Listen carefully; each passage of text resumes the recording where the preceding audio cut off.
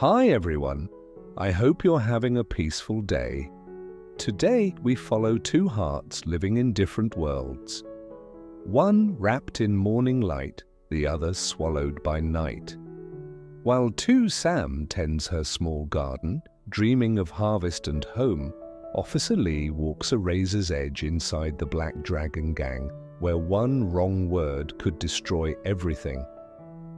Will love survive when danger hides behind every shadow?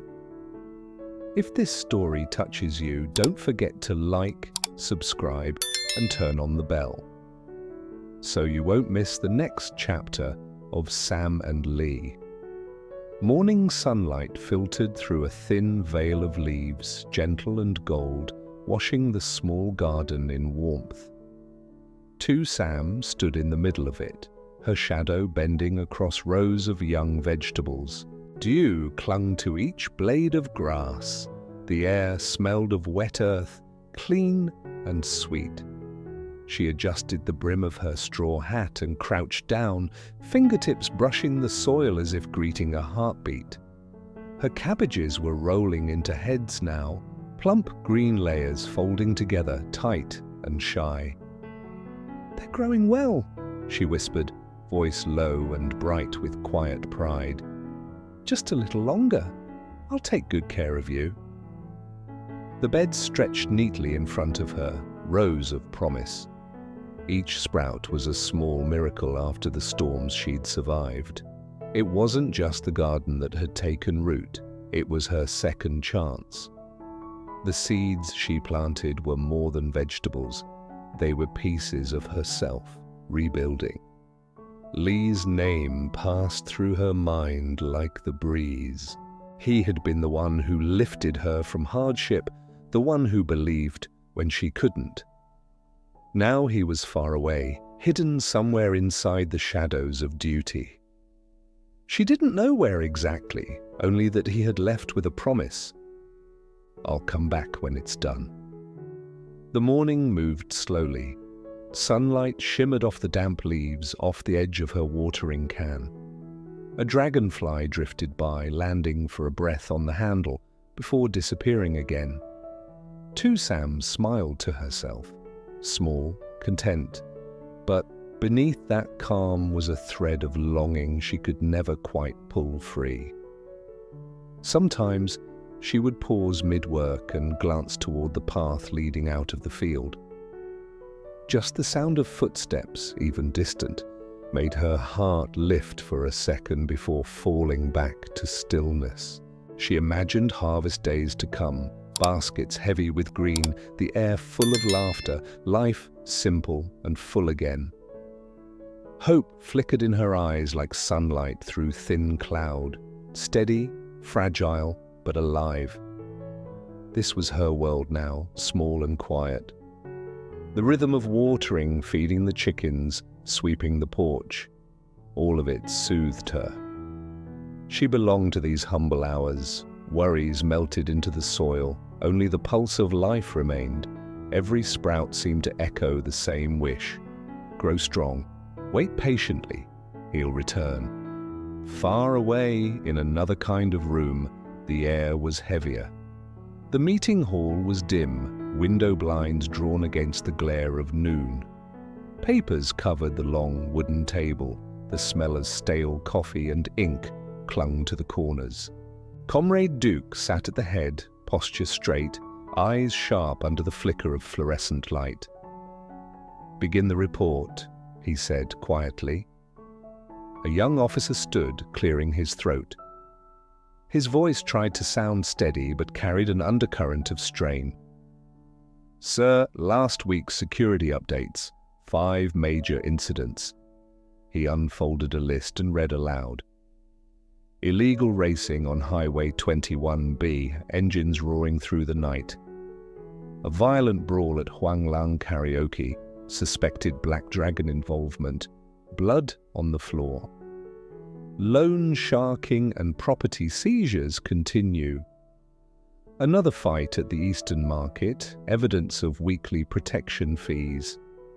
And, most critically, The economic police have seized a shipment of prohibited goods from China through Lao Cai. The markings and trade routes match the Black Dragon network. The room went still. Even the hum of the fans seemed to hesitate. The Black Dragon Gang, the name alone carried weight. Everyone knew their reach, their money, the fear they planted. Witnesses turned silent out of survival. "We'll need infiltration," the officer continued. "Direct intel. No one from inside will talk otherwise." Comrade Duke folded his hands, eyes fixed on the red pins stuck into a wall map, each one marking a crime scene, a thread in the same dark web. His mind moved ahead of the report, measuring risks, searching for a crack in the pattern. "Mr. Lee is still inside?" he asked. "Yes, sir. No success yet. He's deep in the cover identity." Duke exhaled slowly. Around him, the officers waited for instruction, tension coiled under their uniforms. He saw the worry in their faces, the knowledge that one wrong word could end a man's life before dawn. Lee! The thought hit harder than he expected. A capable officer, disciplined, unflinching, and young enough to still believe in light. The deeper he sank into the Black Dragon circle, the thinner that light became. Duke could only hope it hadn't gone out yet. "Maintain remote contact only," Duke said finally. "No unnecessary calls. If communication is compromised, we'll lose the entire line." His gaze hardened. He knows the risks, but if this operation breaks, we'll never get another chance. A murmur of acknowledgement rippled through the room.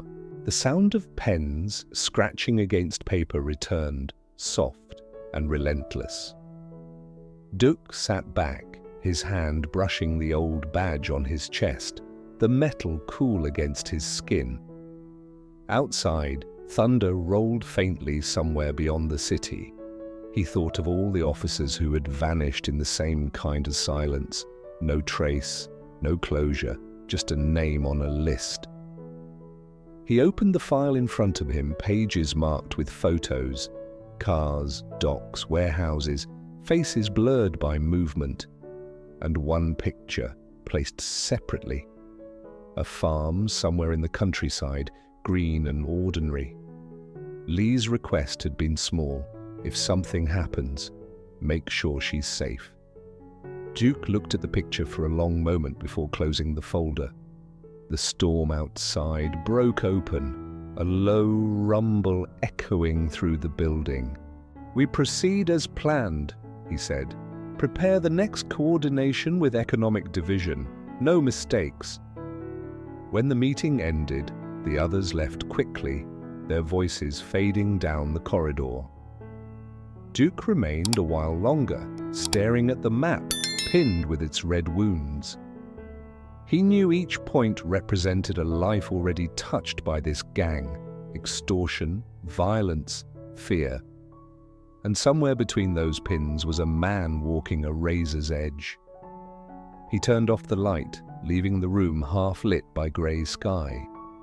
The outlines of the map stayed visible, a constellation of danger suspended against the wall. In another world, miles away, Sam watered her vegetables under a soft drizzle, unaware that her name had just crossed a man's mind in a room full of risk and rain. The night was thick with smoke and sound. Inside the billiard hall, neon lights blinked weakly, painting everything in flickers of red and green. The air reeked of cigarettes and cheap liquor. Men leaned over tables, their laughter sharp as glass, the kind that hides a knife beneath it. Lee walked in, posture relaxed, eyes never still. He carried the face of a man who had seen too much and cared too little, the mask he had built over weeks of blending in. To them, he was Nam, a drifter who'd done time, someone willing to do dirty work without questions. At the end of the hall, a man with a scar down his cheek waited, spinning a cue stick between his fingers. "You're late," he said flatly. "Car accident," Lee answered, short of breath. "Truck turned over on the bridge, took forever to clear." The man's gaze was cold, testing. Then with a smirk, he leaned closer. "Debt collection, sometimes smuggling goods. You dare to do it. If you're scared, walk out now." Lee met his eyes, calm but tense inside. "I need money. I'm not scared." "Good," the man said. "Tomorrow we move. Small job first. Do well and you'll get your share." A simple nod, a brief handshake, and the door opened wider into the pit. Lee played the part perfectly. Desperate, reckless, hungry for fast cash. But beneath that performance, his mind never stopped calculating. Each face, each word, each laugh could be the one that exposed him. Hours later, the hall emptied. The night outside was wet and black, fog curling low around the streetlights. He walked alone through it, pulse steadying at last. It had taken months to build trust, and tonight felt like a step forward. But every inch gained was another step toward the edge. His phone buzzed. The sound was sharp in the silence. Lee checked the corner, empty, then answered quickly. "Brother Dirk," he whispered. "Report," came the low reply. "I've entered the circle. The scar-faced one trusts me. They plan to move prohibited goods across the border tomorrow." A pause, then Duke's voice softened slightly. "Good work. But don't push too fast. These men kill first and ask later." Another pause. And Lee. "Two Sam's still doing well. She's keeping the garden, the chickens, same as before. You'd be proud."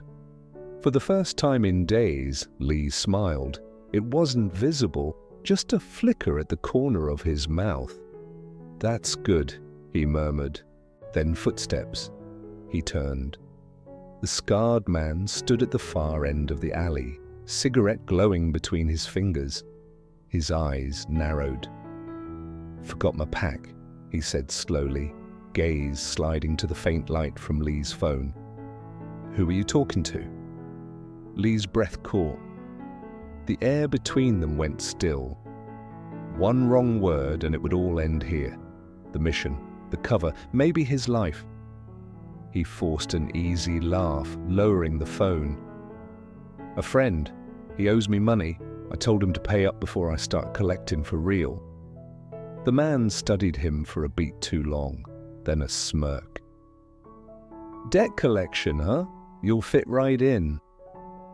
He pocketed the cigarette pack and walked off, the sound of his boots fading into the fog. Only then did Lee realize he'd been holding his breath. He leaned back against the wall, hand trembling slightly. Cold sweat soaked the back of his shirt. For a second, everything blurred. The streetlight, the smoke, his heartbeat pounding in his ears. It was over. Almost. He pressed the phone to his forehead, whispering to the night. 1 second slower. Then he shut it off and slipped it deep into his pocket. No more calls, not unless necessary. One mistake was enough to remind him how thin the line was between life and disappearance. He began walking again, the fog swallowing him whole. In another world, the next morning broke soft and golden. The rooster crowed from the neighbor's yard. Ducks splashed through puddles left by the night rain. Two Sam stepped into the sunlight, holding a small basket of coins, her sandals still damp. "Sister," she called to the woman across the fence, "got any roosters for sale? I need a good one for breeding." After a long exchange, bargaining, laughter, small arguments about weight and price, she chose a proud bird with glossy black feathers and a red comb bright as flame. The price, 150,000 VND. She counted the money carefully, smiling as she stroked its wings. On the walk home, the air was full of the smell of wet bricks and grass. The sun warmed her face. She imagined Lee laughing at her for haggling so long, imagined him teasing, "You're running a whole farm now, Sam." The thought made her chest tighten with both pride and longing. At the farm, she released the rooster into its new bamboo coop. It strutted immediately, crowing loud as if to announce ownership of the yard. Sam laughed softly. "You'll bring us luck," she said, kneeling to adjust the water bowl. The world around her was calm, too calm. She looked toward the horizon, where a faint mist still clung to the hills. Somewhere beyond that sky, she knew he was fighting shadows she could never see. The thought made her heart ache in a quiet, familiar way. When evening came, she sat on the porch with her arms around her knees. The setting sun painted the fields orange, the smell of cooked rice drifting from a neighbor's house. The rooster crowed again, a long, echoing call that seemed to answer her silence. She didn't know that miles away, in a place without sunrise, Lee was still running on adrenaline, replaying the moment that almost exposed him. She didn't know how close he had come to never seeing her again. The wind shifted, carrying the scent of rain and something else, fear maybe, or distance. Sam looked up at the first star appearing in the pale sky and whispered, "Be safely."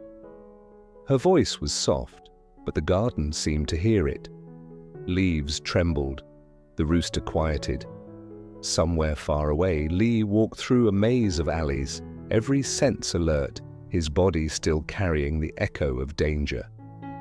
But when the night got too dark, he thought of that same voice, of that same small farm glowing under morning sun. It was the only thing that made the darkness bearable. The sky deepened. The last light of the day slipped away, leaving both of them under the same stars. One waiting, one surviving. The distance between them was filled with everything unsaid: love, fear, duty, and the fragile hope that somehow both would make it through. Sometimes survival isn't about strength, it's about faith. Even when the world divides you, love can still be the reason you keep walking through the dark.